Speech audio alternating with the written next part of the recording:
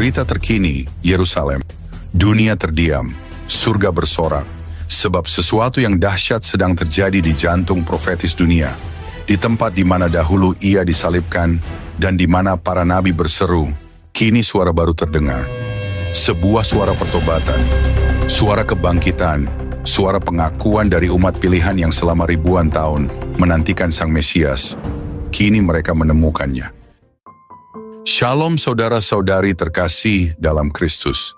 Perdana Menteri Israel, Benjamin Netanyahu, dalam konferensi persnya kemarin, menyatakan keheranannya, bukan karena perang, bukan karena tekanan internasional, tapi karena sesuatu yang belum pernah terjadi sebelumnya dalam skala sebesar ini.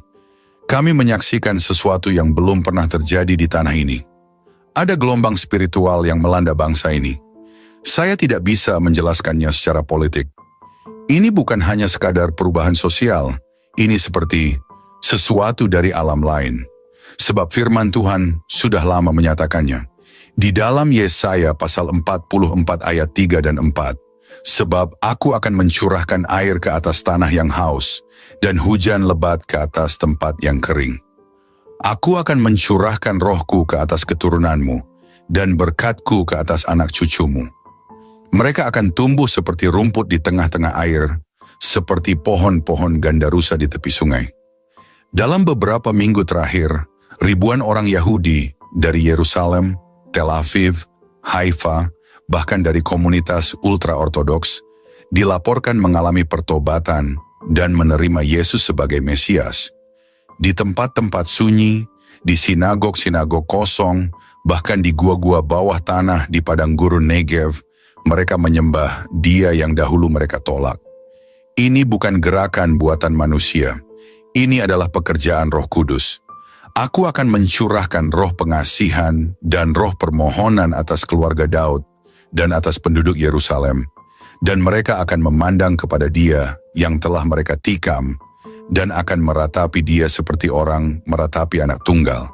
Dan akan menangisi Dia dengan pedih seperti orang menangisi anak sulung. Zakharia pasal 12 ayat 10. Tangisan itu sekarang terdengar di Yerusalem.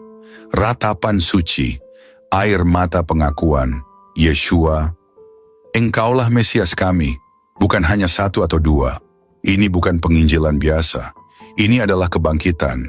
Ini adalah jawaban atas doa-doa para martir dan para misionaris yang berabad-abad lamanya berdoa bagi bangsa ini. Sementara dunia fokus pada konflik dan politik, di bawah tanah Israel, sebuah gereja bergerak seperti api di tengah hutan kering. Gereja bawah tanah yang selama ini bertahan dengan sunyi dan diam, kini bertumbuh dengan kecepatan mengejutkan. Orang-orang Yahudi yang dulu takut untuk membaca perjanjian baru, kini mempelajarinya dengan air mata. Anak-anak muda Israel mulai berkumpul di ruang-ruang tersembunyi untuk menyembah Yesus. Mereka berani, mereka lapar, mereka tidak bisa lagi ditahan. Firman Tuhan di dalam Yesaya pasal 2 ayat 2 berkata, akan terjadi pada hari-hari yang terakhir, gunung tempat rumah Tuhan akan berdiri tegak di hulu gunung-gunung dan menjulang tinggi di atas bukit-bukit. Segala bangsa akan berduyun-duyun ke sana, Yerusalem sedang berubah. Tanah yang pernah menolak Raja Kemuliaan, kini menerimanya kembali. Di tengah arus kebangkitan ini, para penginjil, baik dari dalam maupun luar Israel, bergerak dengan kuasa yang baru. Bukan hanya orang-orang Yahudi yang bertobat, tetapi para Arab Mesianik, para Ethiopia, bahkan para Yahudi dari diaspora kembali ke tanah perjanjian dengan semangat baru. Siaran-siaran daring tentang Yesus dalam bahasa Ibrani melonjak. Podcast-podcast pengajaran Alkitab dalam konteks Yahudi menjadi viral. Bahkan beberapa rabi mesianik mulai tampil di media sosial dan bersaksi secara terbuka tentang Yeshua. Seperti yang tertulis di dalam Matius, dan Injil kerajaan ini akan diberitakan di seluruh dunia menjadi kesaksian bagi semua bangsa. Sesudah itu barulah tiba kesudahannya. Israel bukan lagi tanah yang diam rohani. Ia kini menjadi tanah api, nyala Roh Kudus sedang membakar jiwa-jiwa. Apa arti dari semua ini? Mengapa ini penting bagi dunia? Karena nubuatan-nubuatan besar sedang digenapi. Selama ribuan tahun, bangsa Yahudi menanti Mesias. Mereka melewati pengasingan, penganiayaan, Holocaust, dan peperangan. Tapi firman Tuhan selalu setia. Dengan jalan demikian seluruh Israel akan diselamatkan.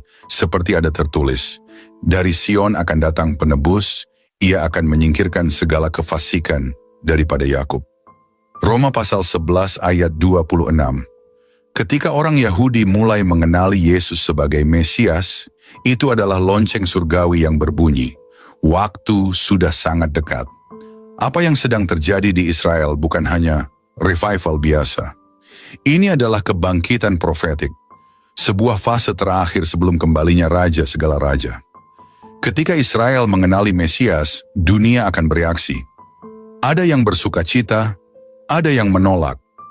Akan terjadi pemisahan, akan terjadi pertarungan rohani besar. Tapi bagi mereka yang mengerti musim ini, kita tahu, kita sedang menyaksikan nubuatan digenapi di depan mata. Seperti yang tertulis di dalam Markus pasal 13 ayat 29. Demikian juga, jika kamu lihat hal-hal itu terjadi, ketahuilah bahwa waktunya sudah dekat, sudah di ambang pintu.